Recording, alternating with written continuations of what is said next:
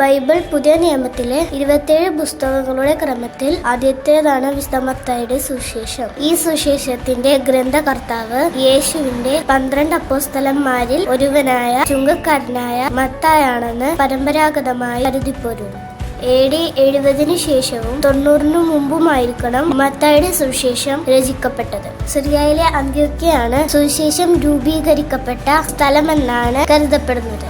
മത്തായിയുടെ സമൂഹം പട്ടണത്തിലെ സമ്പന്ന സമൂഹമായിരുന്നു. അതിൽ കൂടുതലും യഹൂദ ക്രിസ്ത്യാനികളായിരുന്നു. 28 അധ്യായങ്ങളുള്ള മത്തായിയുടെ സുവിശേഷത്തിൽ പ്രവചനങ്ങളുടെ പൂർത്തീകരണമായി അവതരിച്ചിരിക്കുന്ന മിശിഹായാണ് യേശുവിനെ ചിത്രീകരിച്ചിരിക്കുന്നത്. മാലാഖയാണ് മത്തായി സുവിശേഷത്തിന്റെ പ്രതീകം. മത്തായി പഴയ നിയമത്തിന് കൂടുതൽ പ്രാധാന്യം കൊടുക്കുന്നത് കാണാം. ക്രൈസ്തവ സമൂഹം പഴയ നിയമത്തിന്റെയും ഇസ്രായേൽ സമൂഹത്തിന്റെ യഥാർത്ഥ തുടർച്ചയാണെന്ന് സുവിശേഷകൻ സ്ഥാപിക്കുന്നു.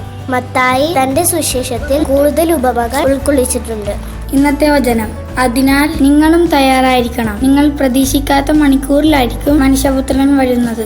മത്തായി 24:44. പ്രിയപ്പെട്ട കൂട്ടുകാരെ, ഇന്നത്തെ പ്രവർത്തനം: ഇന്ന് സാധിക്കുന്നത്ര സമയം ബൈബിൾ ഉച്ചത്തിൽ വായിക്കണം.